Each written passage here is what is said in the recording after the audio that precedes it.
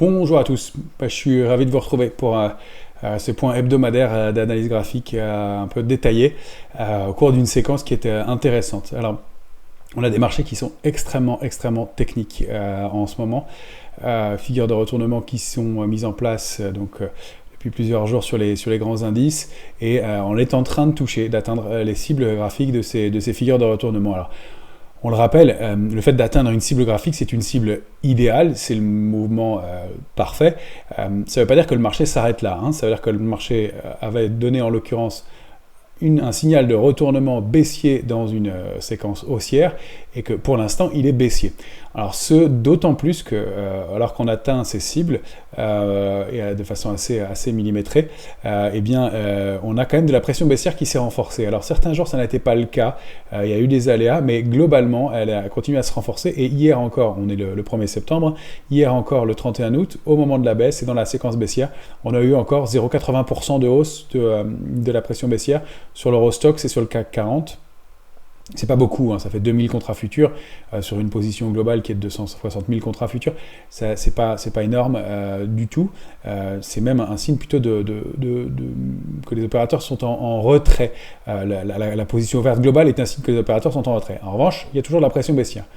Donc déjà, c'est le premier élément, c'est pas parce qu'on a atteint des cibles baissières qu'on doit automatiquement penser à l'achat, même si on va le surveiller, regarder s'il y a des points d'entrée qui se forment sur des valeurs. Maintenant, on va le voir sur des niveaux vraiment importants, parce qu'on revient tester les niveaux, sur les indices américains en tout cas, les niveaux de gap du 13 juin dernier, et ceux à partir duquel on s'était retourné et pendant plusieurs séances. Donc il y a vraiment quelque chose de fort qui se joue ici. Et c'est vraiment un peu le niveau important qu'il va falloir préserver au moins. Alors, de là à ce qu'on assiste à des rebonds tonitruants dans les heures à venir, voire dans les jours à venir, j'y crois pas franchement, compte tenu du contexte, du manque de visibilité, mais on a énormément d'éléments qui laissent à penser que le marché pourrait s'arrêter un peu ici, et en tout cas, il y a un consensus qui est très pessimiste. Non seulement il y a de la couverture dans les portefeuilles, il y en a pas mal à nouveau, on parlait de complaisance clairement d'optimisme fort, pas d'optimisme fort sur les indices américains à mi-août. Là, c'est vraiment plus le cas, on est à nouveau protégé, on est à nouveau couvert. À Paris, on a carrément 2 options de vente pour une option d'achat sur les niveaux actuels, donc c'est-à-dire que c'est couvert, ça renforce. Maintenant, ce sont les niveaux qu'on va devoir préserver, parce que si on enfonce ces niveaux-là, les niveaux suivants sont un peu plus loin, on va le voir en détail. Il y a par ailleurs des opérateurs, et j'écoute beaucoup le consensus, les gestions, etc.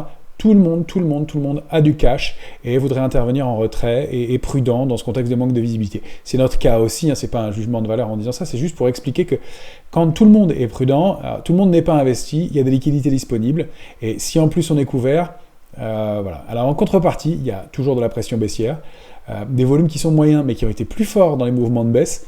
Je compte pas vraiment la journée d'hier qui était une journée de fin de mois, et donc effectivement le volume était de 4,5 milliards à Paris contre 3 milliards les jours précédents, moins de 3 milliards les jours précédents. Le jour de fin de mois c'est toujours un peu différent. Mais il y a quand même de la pression baissière, on n'a pas de figure d'arrêt du tout pour l'instant dans ce mouvement, et si on regarde les valeurs individuellement, les configurations graphiques ne sont pas extraordinaires. Donc on pourrait déjà observer une diminution de la pression baissière, un coup d'arrêt dans la baisse, et puis voir si les choses se retournent pour intervenir. Alors, ça n'est pas pour ça que nous, sur les portefeuilles investisseurs notamment, on était très sous-investis. On avait allégé une très grosse partie de nos positions entre la mi-août et la fin août, et on avait beaucoup de liquidités. Donc, le travail de l'investisseur, c'est d'investir, d'être investi. Donc, ce qu'on a fait en stratégie, quand on est dans le doute comme ça, c'est qu'on est rentré sur des positions qui sont de taille inférieure. Habituellement, on propose des positions de 4% par ligne en investisseur. Là, on est rentré pour 2%. Sur des valeurs qui n'ont pas encore de figure de retournement haussière, mais qui sont sur des points bas et des niveaux de support importants, et sur des valeurs fortes et qui dégagent du bénéfice.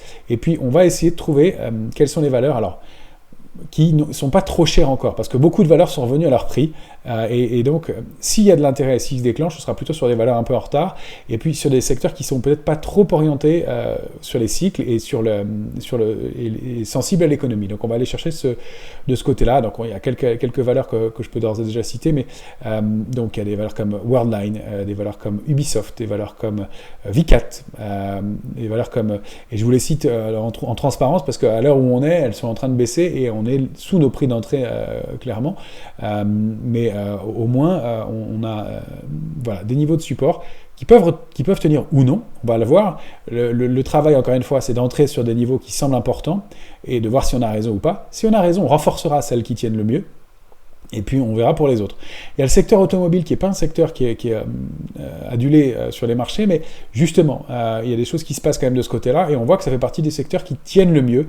Du côté sectoriel, intéressant de dire aussi qu'il n'y a pas de secteur qui soit plus fort, qui surperforme en ce moment. Ça c'est rare. Tous les secteurs sont soit sous-performants, soit en ligne, mais il n'y a pas de secteur qui surperforme à l'heure actuelle du tout. Il y a les zones géographiques, un petit peu du côté de l'Asie, effectivement.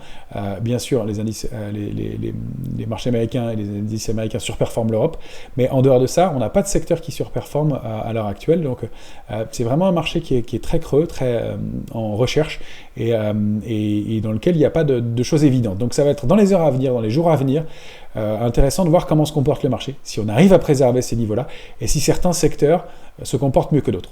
On remarque quand même que dans la hausse, il y a des valeurs qui ont déjà beaucoup rebaissé, et puis il y en a qui n'ont pas énormément corrigé, notamment le luxe, si on regarde le luxe en Europe. Ça fait partie des discriminants qu'on va regarder, et se dire, voilà, ça fait partie des choses qu'on peut conserver, ou moins, mais que les investisseurs ont envie de garder pour le moyen ou long terme. Et puis, donc, on a ces indices, on va aller voir ça en détail, qui sont en train d'atteindre des niveaux de cible donnés depuis le début de la semaine. Vous les avez trouvés dans le plan de trading dans le début de la semaine, ce qu'on a fait sur Bismart lundi, ou même sur BFM pour les autres mouvements et des autres niveaux d'intervention. Et en plus, on va le voir en détail, des gaps qui sont les troisièmes gaps d'affilée, qui pourraient être des gaps d'épuisement. Ça pourrait, pour l'instant, encore une fois, on a cette absence de diminution de la pression baissière qui est à mettre entre parenthèses. Alors vous avez ici le graphique du S&P en journalier, qui est donc bien qu'à retracer de façon assez parfaite pour l'instant, avec des structures de retournement, hein, l'épaule, tête, épaule, en haut de marché, en haut de rebond, avec ce grand gap dans la tête, hein, ce grand gap du 22 août qui est vraiment la barrière et le niveau important à franchir. Cette avancée, ce sommet en pince, hein, sur une tentative de comblement du gap, donc qui est resté partiellement ouvert, et puis l'épaule, l'accélération baissière forte avec du volume, et ce deuxième gap à mi-chemin, mi-parcours, le gap de continuation, et puis ce troisième gap aujourd'hui, pour aller chercher la cible, on avait dit donc 3903, on va aller voir le plus bas en temps réel, je ne l'ai pas vu, j'étais en train de parler avec vous, et ça rebondit un tout petit peu déjà, donc en tout cas c'est une cible qui est identifiée par le marché. 3903,65, vous voyez qu'on y est vraiment dans un marché ultra technique, puisqu'il respecte ses cibles au point près, pour l'instant en tout cas. Maintenant le dilemme dans ce cas de figure-là, ça va être de voir si on tient ces niveaux, et vous le voyez, on arrive sur des zones qui sont vraiment importantes, notamment la zone du gap du 13 juin dernier, sous laquelle on a construit, qu'on a essayé de déborder une fois, deux fois, trois fois avant de réussir à passer, sur laquelle on s'est réappuyé, sur laquelle on a formé donc ce throwback, avant d'aller accélérer et d'aller former ces points-là. Moi, j'ai du mal à croire qu'on ait construit toute cette zone-là, toute cette période de construction pour rien, et que le reste était peut-être de l'excès, que là, il y a un peu de spéculation dans les deux sens, hein, haussière comme baissière, parce que les opérateurs sont en retrait, mais j'ai du mal à croire qu'on aille rompre ce niveau-là sans qu'il y ait un peu d'intérêt, au moins qui se manifeste, donc même à court terme. Alors, pour l'instant, des stratégies d'achat, on est un peu prudent, même si on a pris un levier à titre spéculatif sur un niveau de support sur le CAC 40, 6036, pour viser des petits rebonds. Alors, on a mis des cibles larges, mais on prendra notre bénéfice sûrement avant, mais il se passe quelque chose, et au moins peut-être le comblement de ce gap. Alors, l'enjeu, ça va être d'aller déborder 3961, qui est un gros niveau de résistance. On va peut-être pouvoir même l'abaisser maintenant, mais et ce gap, ce dernier gap qui est ouvert sur l'indice S&P, qui est vraiment un repère, et qui correspond quasiment parfaitement au bas du canal haussier de court terme qu'on avait construit donc dans la période fin juin, début juin, mi-juin, fin juillet, et qu'on avait fini par déborder. Donc voilà, c'est l'enjeu. Si en revanche, alors qu'on aille s'appuyer dans cette zone-là, qu'on aille tester ces niveaux-là, parce qu'il y a une inertie baissière, parce qu'il n'y a pas de baisse de la pression baissière, c'est possible, il ne faut pas qu'on y reste longtemps. Et en revanche, on est tout à fait capable d'aller combler ce gap, d'aller accélérer un peu, puis d'aller se rappuyer sur le canal avant de reconstruire. Et c'est ce qui me fait pencher vraiment pour un scénario de trading range pendant quelques temps maintenant. On a connu une forte baisse depuis le début de l'année. Et puis là, on se retrouve dans une séquence à nouveau où on a rebondi fortement, et puis on a corrigé une très grosse partie du rebond. Là, le marché pourrait s'assagir un petit peu en fonction des éléments qu'il va trouver. On a en contrepartie eh bien, de cette pression baissière, pour l'instant, du cash disponible, des opérateurs qui veulent rentrer sur repli, et puis peut-être un pic inflationniste trouvé, même si on a eu ce discours très hawkish de Jérôme Powell il y a une semaine. La baisse reste quand même assez canalisée, vous le voyez en temps réel sur ce graphique du S&P 500 qui, pour l'instant en tout cas, tient compte, préserve ce niveau de support et cette cible vraiment au point près. Hein. Donc on est vraiment dans des configurations très techniques encore. Tant qu'on est dans ce niveau-là et dans cette façon de fonctionner-là, ça reste technique et ça ne reste pas un mouvement de panique générale. Et c'est ce que donne comme indicateur une volatilité à 25-26. Justement, on va aller regarder cet élément-là. Et donc un marché qui est assez propre pour l'instant, même s'il baisse, même si effectivement on a des séquences baissières qui sont assez régulières depuis plusieurs jours. On va probablement enregistrer notre 6e séance de baisse d'affilée. Donc c'est significatif évidemment. Alors sur la volatilité, voilà, on a le VIX graphique journalier ici, l'indice de la peur, hein, comme on dit, l'indice du stress sur les indices, sur l'indice S&P 500. On a un retour dans cette zone qu'on avait qualifiée donc de zone d'alerte. On va le revoir, je vais dézoomer dessus pour vous montrer les niveaux. Là, c'est en hebdomadaire cette fois-ci. On est dans la zone d'alerte. On teste des niveaux techniques parfaitement, plus haut 28,02. Vous voyez qu'on avait fixé le passage en alerte forte à 28. Donc pour l'instant, c'est un marché qui reste très canalisé, très propre, très technique. Reste qu'on a toujours ce gap hebdomadaire qui était l'opposé du gap baissier, qui a été un gap haussier du 22 août. Avec cette alerte baissière sur le marché, donc haussière sur le VIX, qui reste ouvert, et on sait que tous les gaps sont comblés sur le VIX. Alors on en avait un petit en début de semaine dernière, lui il a été comblé. Donc pour l'instant c'est le cas, celui-là a été comblé assez rapidement, et pour l'instant il n'y a pas d'invalidation, mais on devra aller chercher pour un moment ou un autre, et en général sur la volatilité c'est relativement rapide, eh bien combler ce gap. Donc ça c'est un élément complémentaire. On va aller voir du côté du Nasdaq maintenant.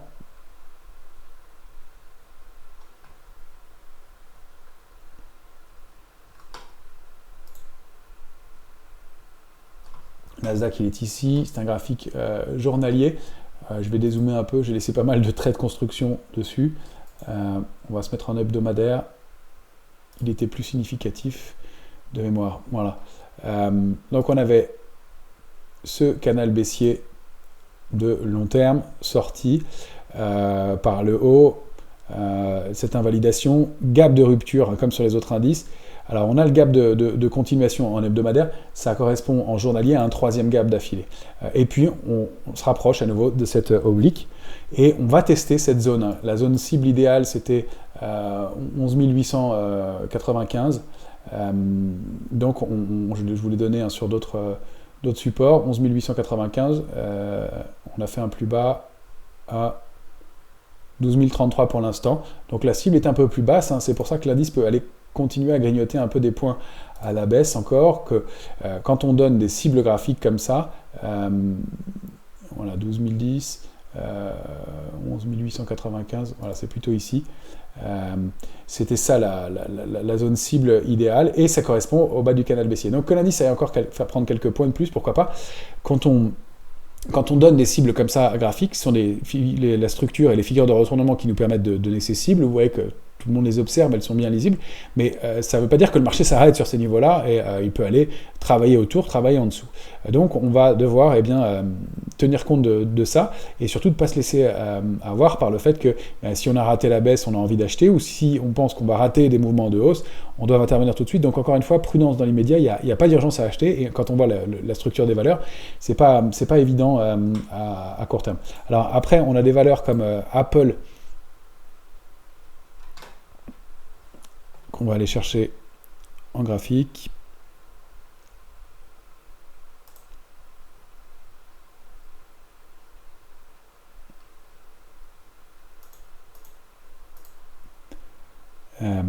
Voilà. Pareil, elle avait formé une structure de retournement baissière en épaule, tête, épaule, assez propre. Voilà, elle est ici. De la même façon, hein, et on est 155-70, la cible idéale de la structure. On ne doit pas en être bien loin.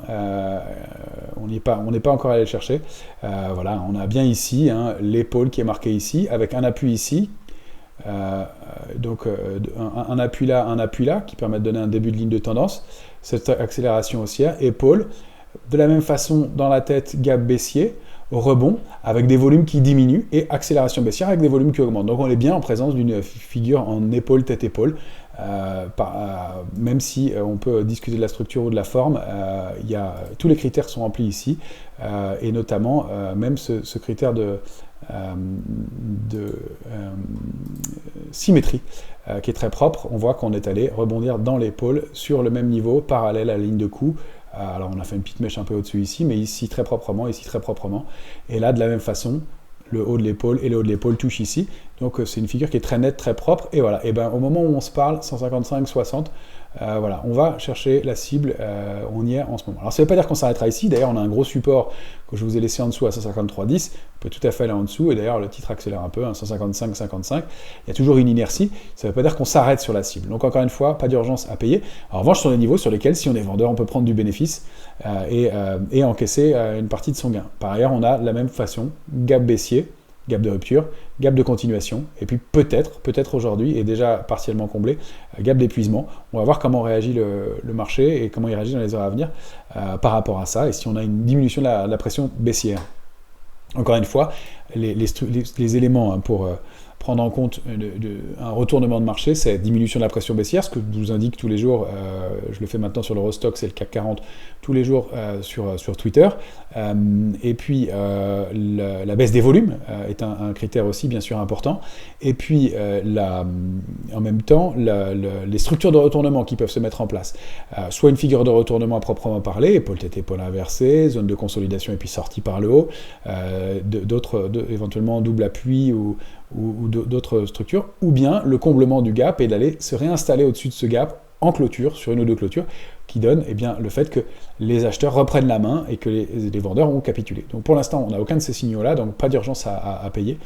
On essaye juste des stratégies, peut-être dynamiques sur des niveaux, ça tout à fait, puisque comme vous le voyez, le marché observe et les opérateurs observent les mêmes niveaux, donc c'est important, on peut réagir dessus quand on les a bien identifiés. Voilà pour la parenthèse. Alors on va regarder maintenant du côté de l'Eurostoxx.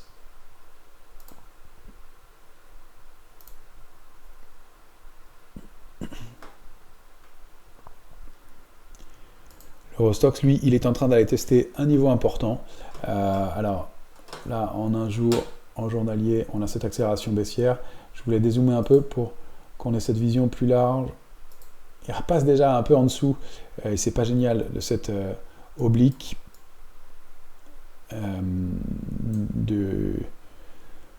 qui était la ligne de tendance baissière active hein, depuis le début de l'année, hein, depuis janvier, qu'on avait bien testé, qui avait bien été identifié une fois, deux fois, trois fois ici, tentative de sortie 4 fois, et puis là on avait bien buté dessus, tourné autour, et puis on avait réussi à accélérer. On est en train de travailler autour, pour l'instant c'est un graphique hebdomadaire, on va voir comment on réagit dans les jours à venir. Le niveau de support important c'est ici, et de la même façon, donc du 13 juin au 11 juillet, pendant un mois, à chaque fois qu'on est allé dans cette zone-là, vous voyez ces mèches, elles témoignent du fait que les acheteurs se sont manifestés, même si on est allé plus bas, il y a eu du soutien. Donc c'est ça qui va être à défendre, et c'est ici où ça se joue, c'est là où on va voir si les opérateurs qui étaient là, eh bien, dans cette séquence-là, sont toujours ici, ou si ça n'était que de la spéculation haussière, et si les vendeurs reprennent la main, et si on ce niveau-là. Là, ce serait plus ennuyeux, effectivement, parce qu'on a des cibles baissières qui seraient plus basses dans ces cas-là. Donc ce support 3356 pour commencer, mais la rupture de 3432 en clôture hebdomadaire, par exemple, ça, on ne l'a pas fait depuis des mois. Vous voyez qu'on a toujours réagi dessus, même au mois de mars 2022. Et ici, donc, on a vraiment un niveau qui est à préserver. Alors, encore une fois, de là à ce qu'on réaccélère fortement dans le contexte et dans l'absence de visibilité actuelle, j'y crois pas du tout. On va devoir attendre un peu. En revanche, c'est un marché qui va se prêter à des périodes de stock picking, à mon avis, intéressant. et dans lequel il va falloir observer eh bien, s'il y a des figures de retournement sur des valeurs qui sont en retard, et je vous en ai cité quelques-unes, on va les observer. On ne sait pas encore celles qui vont fonctionner ou pas, et on n'a pas à l'instant de figures de retournement qui sont intéressantes, qui sont très propres encore. On voit juste des coups d'arrêt dans des mouvements de baisse. Ruby en fait partie. On a Ubisoft qui pourrait être eh bien, la dernière indépendante dans son domaine, etc., qui peut être encore peut-être opéable. Il y a des rumeurs, on voit qu'elle bouge à chaque fois sur des mouvements comme ça. Il y a Atos qui est très en retard, qui a peut-être construit une structure d'arrêt dans la baisse. Voilà, on a des titres comme ça qu'on observe, qu'on va chercher, et on sait que les opérateurs ne veulent pas payer cher des titres qui ont déjà pas mal rebondi. Donc, est-ce qu'on va voir dans ce marché-là, observer au jour le jour, quels sont les titres sur lesquels eh bien, il y a un mouvement d'arrêt dans la baisse, et puis d'éventuellement retournement, et sur lequel il peut y avoir des accumulations. Et voilà. Si ce n'est pas le cas, eh bien, on a des stops, on sortira, et puis on laissera le marché continuer à baisser.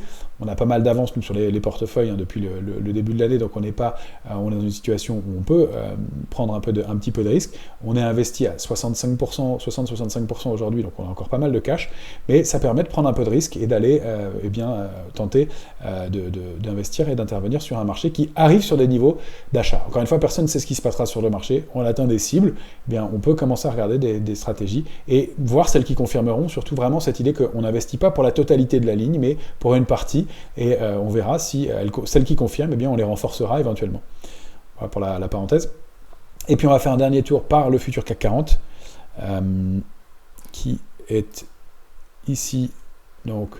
Alors là, on a en hebdomadaire, pardon, j'ai toujours beaucoup de traits, je laisse les traits historiquement parce que ça me permet de retrouver mes points de repère par la suite, et puis de voir comment ils évoluent. Alors, sur le futur, il faut les changer souvent parce que le décalage ayant lieu d'une échéance à l'autre, mais c'est toujours intéressant. Alors, je laisse toujours beaucoup de niveaux sur le futur parce que je sais que vous voulez l'utiliser en trading. Voilà, donc pour l'instant, la photographie, elle est ici, on est en 14 heures sur le graphique du futur. Alors à l'approche du fixing, il y a toujours un peu de bagarre sur les volumes. J'essaie de faire bouger doucement le graphique, que vous ayez une photographie correcte. Voilà, la zone cible, c'était 6082, 6036, sortie du trading range par le bas. On est déjà un peu en dessous de 6036. On sait que... Alors les figures sont moins propres sur l'indice parisien, donc c'est plus difficile de savoir les cibles. C'est pour ça que je me fie plus aux indices américains pour l'instant pour prendre des repères, parce que on a à Paris et en Europe des volumes qui sont très moyens, une grosse décollecte et des indices qui sous-performent très nettement. Mais de la même façon, vous voyez que sur le futur, on retourne tester cette zone d'accumulation qui datait donc de la période mi-juin, mi-juillet, fin juillet, et qu'on a débordé. Alors qu'on retourne un peu à l'intérieur, qu'on revienne sur ces niveaux de support, pourquoi pas. Maintenant, il va falloir qu'on aille combler, déborder ce gap au-delà de 6082 pour reprendre des couleurs et éventuellement ressortir de ce canal baissier de long terme qu'on avait testé depuis le début de l'année. Et donc il y a de la même façon ces trois gaps, ce grand gap hebdomadaire, ce gap de continuation qui nous donnait la mi-parcours, qui a été comblé et réenfoncé, et ce dernier gap qui pourrait être un gap de rupture, on ne le saura que s'il est comblé. Ça reste peut-être un gap commun, mais s'il est comblé et qu'on se réinstalle au-dessus sur plusieurs clôtures, il aura plus de valeur. Donc l'enjeu, c'est d'aller déborder 6134 au moins pendant quelques heures, et vous voyez qu'on est bien dans on revient donc tester cette zone d'accumulation 5840, 6036, qu'on avait travaillé fortement pendant plusieurs semaines, donc à partir de mi-juin et jusqu'à fin juillet. C'est là l'enjeu des heures à venir. Voilà. Donc pour l'instant, c'est ce qu'on pouvait dire un peu du marché dans l'immédiat. On a donc des éléments qui sont encore en devenir. On n'a pas de certitude. Il y a un risque de baisse complémentaire, clairement. On attaque des niveaux de cible qui sont extrêmement importants. Donc il va falloir que le marché réagisse à court terme. Je vais reprendre la caméra. Pardon, je vous demande un instant.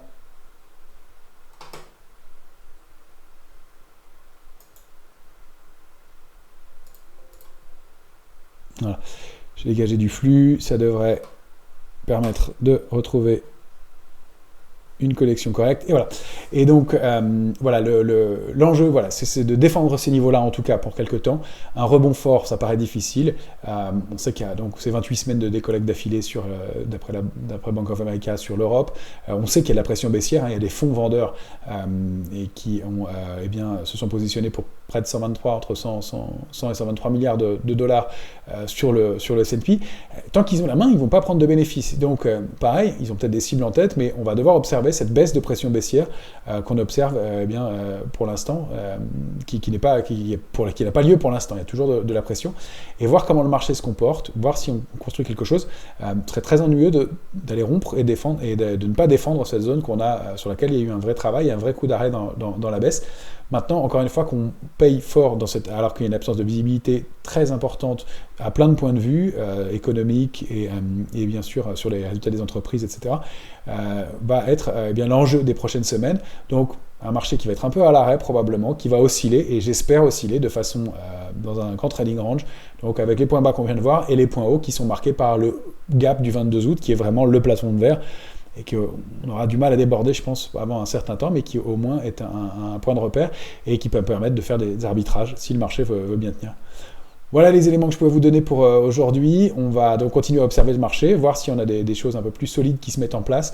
Pour l'instant, c'est assez délicat, mais on voit un marché technique, des opérateurs en retrait, mais qui ne sont pas trop optimistes, qui sont prudents, et ça, on sait que c'est plutôt de nature à empêcher une dégénération importante du marché. Elle peut encore subvenir, hein, on est bien d'accord, mais il y a un contexte de prudence qui fait qu'on pourrait, dans le meilleur des cas, évoluer de façon latérale, et c'est pour l'instant le scénario qu'on privilégie, tant qu'on arrive à défendre les niveaux qu'on vient d'observer ensemble. Voilà, très bonne semaine à tous, et à très bientôt.